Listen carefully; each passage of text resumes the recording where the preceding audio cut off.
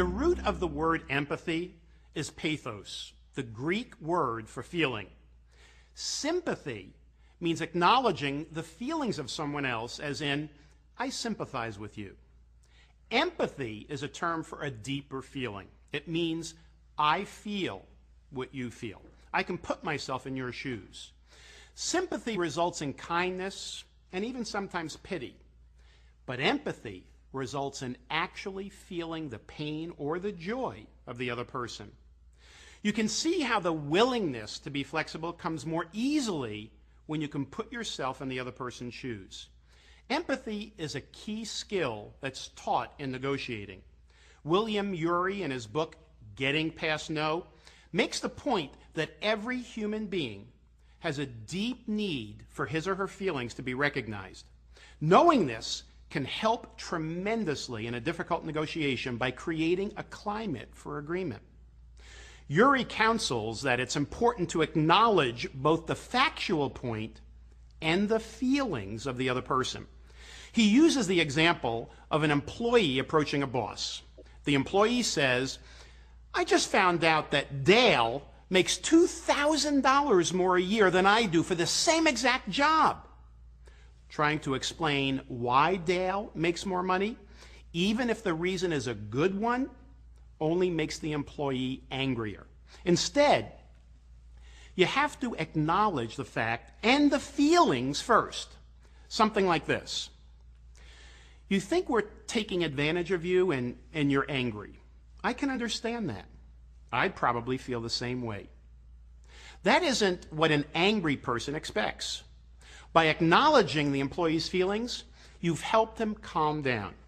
His next statement might be something like this. Well, why shouldn't I make as much as Dale does?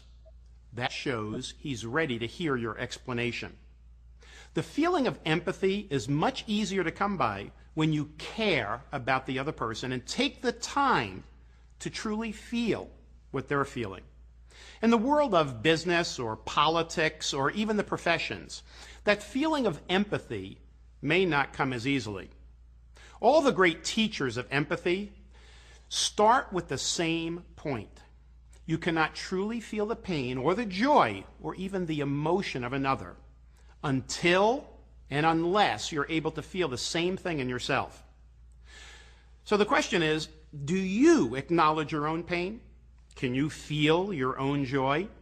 Real empathy lies in simply finding the same place within yourself that the other person is experiencing. You might not have had exactly the same experience, but you've known the sadness of loss, or the anger of feeling cheated, or the sense of righteousness at injustice.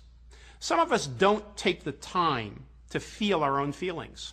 So when someone else expresses a feeling, we don't have much to refer to. Let me give you another tip. Sometimes we can share a deep feeling vicariously through reading a great novel or seeing a powerful movie. If you're on a steady diet of action movies, they usually don't dwell on individual feelings. You might want to take the time to broaden your reading and your viewing habits. Men are being encouraged to express and share their feelings more these days through the efforts of Robert Bly and others. And not just soft, vulnerable feelings, but feelings of anger and frustration as well. You might be concerned that expressing a caring approach toward another person will result in the other person manipulating you. This isn't about abdicating your own need or your own point of view. It simply means that you're able to step into the shoes of another person and acknowledge their feelings. Having that ability is truly an asset. You can always wear your own shoes, and you have to most of the time.